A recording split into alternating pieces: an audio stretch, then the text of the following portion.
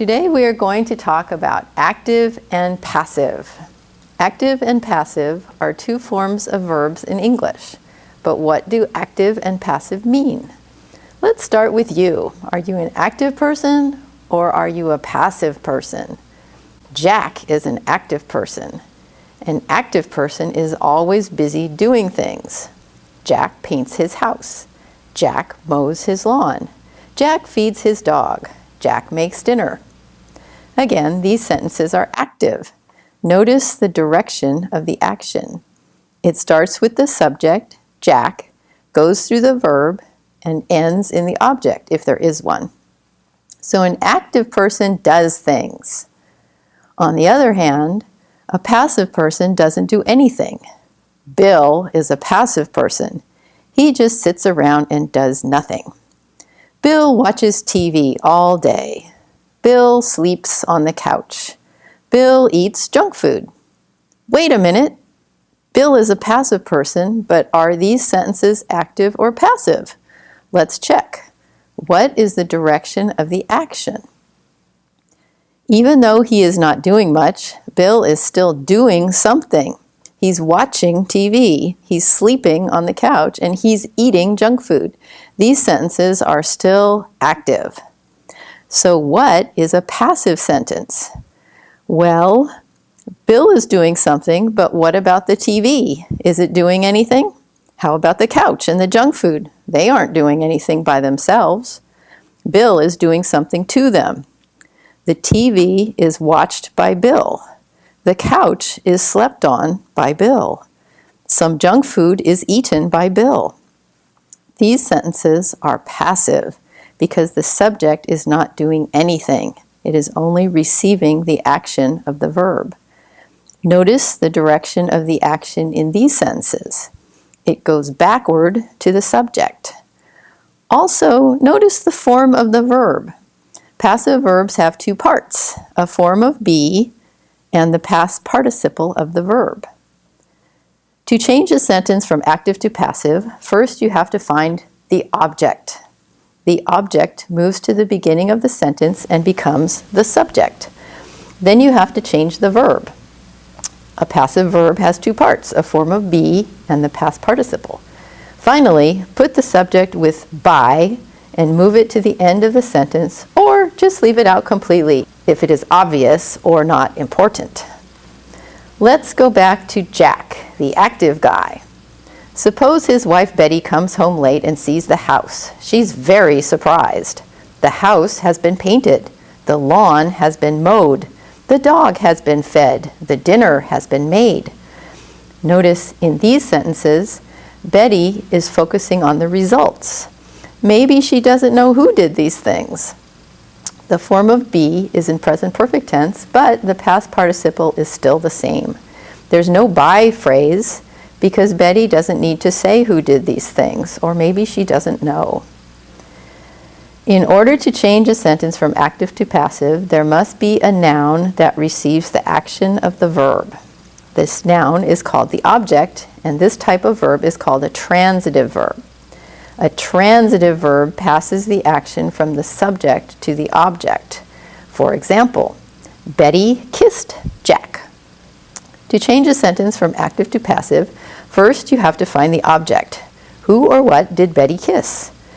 Then the object moves to the beginning of the sentence and becomes the subject. Then you need to change the form of the verb. Kissed is past tense. So you need to add the past tense form of be. And what is the past participle of kiss? Kiss is a regular verb, so the past participle is kissed. Jack was kissed by Betty.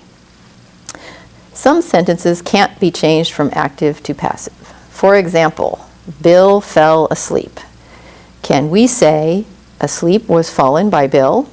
No, that just sounds weird. Asleep is an adjective, not a noun object. Therefore, this sentence cannot be changed to passive. In fact, the verb fall is an intransitive verb. The action stays inside the verb and doesn't transfer to an object. Most English teachers will tell students that it's best to write with active sentences. This is true most of the time. However, there are some situations when you need to use a passive sentence. For example, suppose you don't know who did something. Instead of saying, they built this bridge in 1960, you would say, this bridge was built in 1960. Or maybe it's not important who did something. Instead of saying, someone made this sweater out of wool, you would say, this sweater is made of wool. Or maybe it's obvious who did something. Instead of saying, farmers grow corn in Iowa, you would say, corn is grown in Iowa. Or suppose you don't want to say who did something. Instead of saying, my boss made a mistake, you would say, a mistake was made. Finally, maybe you just want to sound more polite or formal, so you don't want to be direct or say you. Instead of saying, you must turn off your cell phone during the meeting, you would say, cell phones must be turned off during the meeting. Passive verbs can come in any tense. Just remember to only change the form of be. She washes the dishes. The dishes are washed. She washed the dishes. The dishes were washed. She is washing the dishes. The dishes are being washed. She has washed the dishes. The dishes have been washed. She might wash the dishes. The dishes might be washed. She is going to wash the dishes. The dishes are going to be washed. She should have washed the dishes. The dishes should have been washed. In each passive sentence, the form of be changes to a different tense, but the main verb always stays in the same form, past participle. To review, let's consider a baby. Babies can't do much. We'll call our baby Bob. Baby Bob can only do 4 things. He eats, he sleeps, he cries, he poops. Are these sentences active or passive? Why? Because the subject baby Bob is doing all these things. However, everything else has to be done by other people.